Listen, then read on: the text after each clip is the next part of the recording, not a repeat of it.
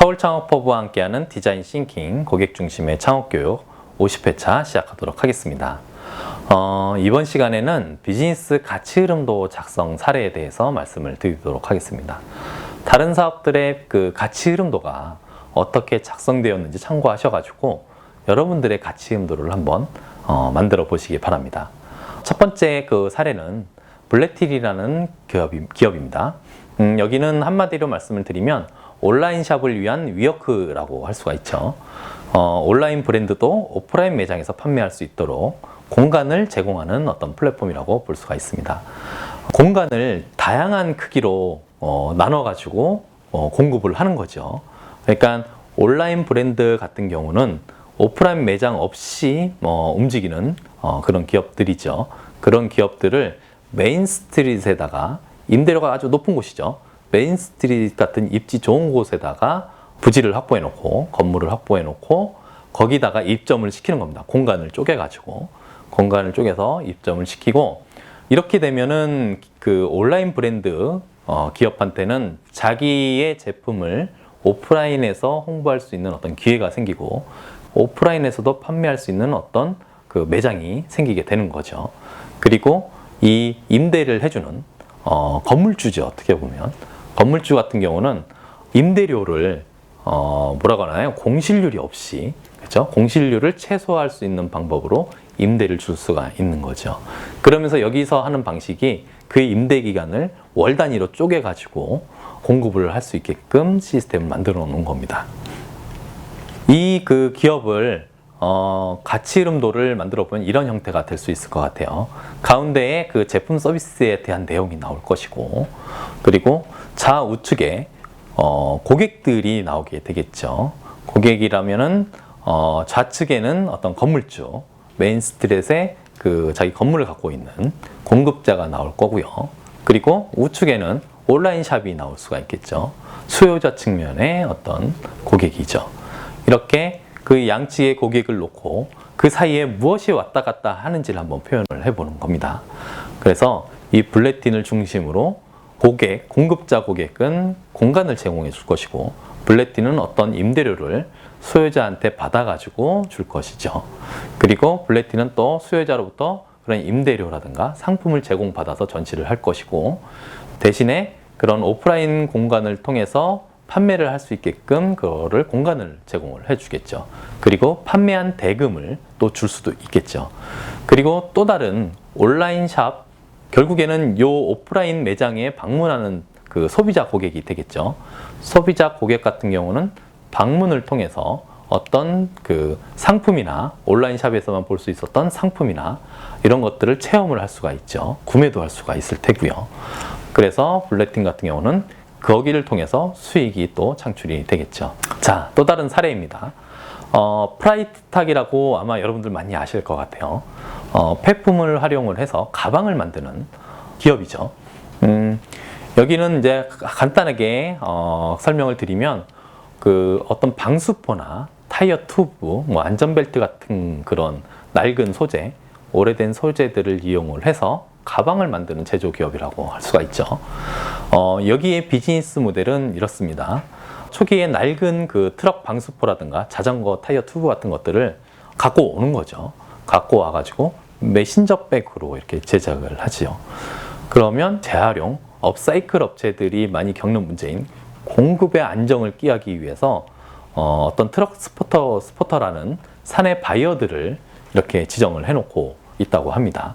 그런 사람들을 통해서 재료를 안정적으로 공급을 받는 거죠. 그리고 가방 디자이너를 통해서 세상에 유일무이한 그런 그 제품을 만들어내는 거죠. 그리고 나서 제품을 사람들에게 고객한테 판매가 되면 그 고객들은 세상에 단 하나밖에 없는 그런 제품을 받게 되는 그런 가치를 느끼게 되겠죠. 현재는 한 40여 종의 제품을 만들고 있다고 합니다. 이 형태를 비즈니스 가치 흐름도로 한번 만들어 보면 이렇게 표현을 할 수가 있을 것 같아요. 프라이탁이라는 회사가 있고 좌측에는 공급자가 있을 테고요. 우측에 수요자가 있겠죠. 그래서 공급자를 통해서 원재료를 받게 되는 거죠. 낡은 제품을 받고 그에 대한 대금을 치를 테고요.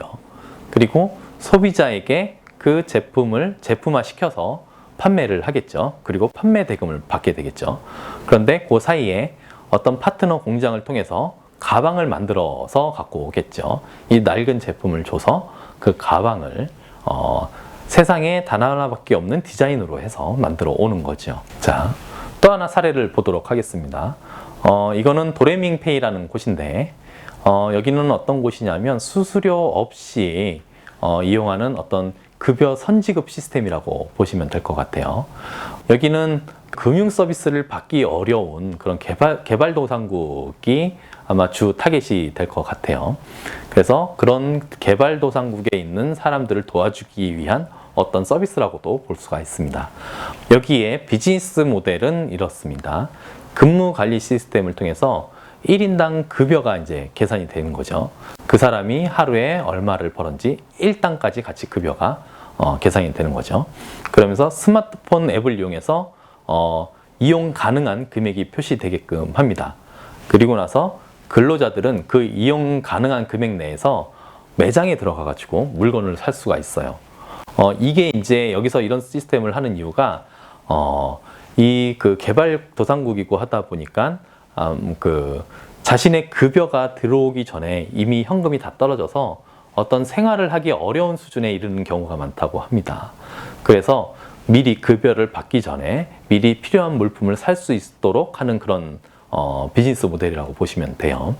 그래서 스마트폰 앱으로 결제가 가능하도록 시스템을 구축해 놓은 거죠. 그리고 또 하나의 좋은 점은 개발도상국이다 보니까 어떤 금융 서비스가 조금 떨어져 있다고 해요. 그래서 은행 계좌가 없어도 이런 금융 서비스를 받을 수 있게끔 그 급여를 선지급 받을 수 있게끔 해놓은 서비스라고 볼 수가 있겠죠.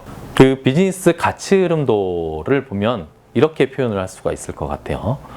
도레밍페이라는 선지급, 급여 선지급 서비스가 있고, 그리고 고용주가 있겠죠. 고용주가 있을 테고, 그리고 근로자가 있겠죠. 근로자가 또 있을 테고요. 또는 이제 근로자가 사용할 수 있는 어떤 물건을 살 수 있는 매장이 또 있을 테죠. 그래서 이들과 도레밍페이는 어떤 관계를 맺는 거죠. 그래서 고용주한테는 어떤 근무 데이터라든가 그 근태 관리를 할 수 있는 시스템을 제공을 하면서 서비스 내역, 그러니까 근로자가 어떤 서비스를 이용해서 급여가 차감이 되는지를 알려주는 그런 시스템을 구축을 하는 거죠.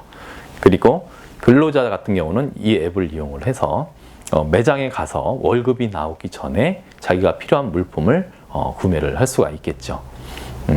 그러다 보니 고용주나 아니면 근로자가 부담 없이 이런 이런 어플을 사용할 수가 있는 거죠. 이 결제 수수료, 여기에 대한 수익은 도레밍페이 같은 경우는 매장을 통해서 수수료를 얻고 있는 형태인 거죠. 이번에는 그 폴카라는 회사입니다. 여기 폴카라는 곳은 지인에게 그 자금을 지원받는 어떤 크라우드 펀딩이라고 보시면 돼요. 최소 3,000원까지 3,000원부터죠. 3,000원부터 최대 100만 원까지 투자를 받을 수 있게끔 시스템을 구축해 놓은 겁니다. 그래서 지인에게, 그러니까 이 크라우드 펀딩 폴카 시스템을 이용해서 자신이 하고 싶은 것들을 올려놓는 겁니다. 프로젝트를 올려놓는다고 보시면 되죠. 프로젝트를 올려놓으면 이 내용이 자신의 지인의 SNS에 전달이 되게 됩니다. 그 SNS를 보고 자기가 아는 사람이 이런 프로젝트를 하는구나, 거기를 도와줘야 되겠다 싶으면 그때 이제 투자를 할 수 있게끔 해놓은 시스템이라고 볼 수 있죠. 이 시스템이 최근에는 비영리 단체들이 많이 이용을 하고 있다고 합니다. 그런데 이게 이제 일반적으로 생각하기에 누구나 이용할 수가 있으니 특이한 개인적인 어떤 사심을 채우기 위한 그런 방식으로 많이 이용되지 않을까 우려가 있을 수 있지만 사람들이 그걸 알아보는 거죠. 그런 사심을 채우기 위한 것들은 사실 지원금이 잘 모이지 않는다고 합니다. 그런데 어떤 장난스럽게 하는 경우는 오히려 또 모이는 경우도 있다고는 해요. 자, 이 서비스를 가지고 비즈니스 가치 흐름도를 만들어 보면 이렇게 표현을 할 수가 있을 것 같아요.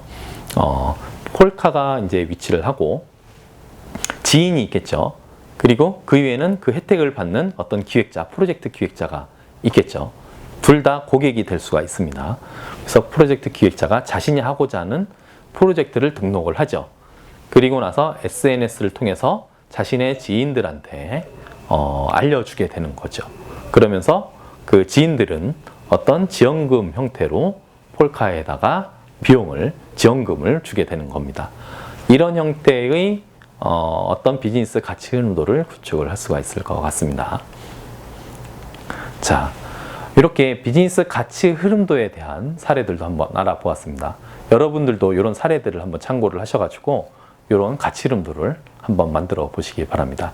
이 가치 흐름도를 한번 만들어 두면 내 비즈니스가 어떻게 움직이고 있는지 한눈에 알아보기도 쉽고, 그리고 누군가에게 설명을 할 때도, 특히나 투자자나 아니면 지원 사업을 할 때도 설명을 하기가 쉬울 수 있습니다.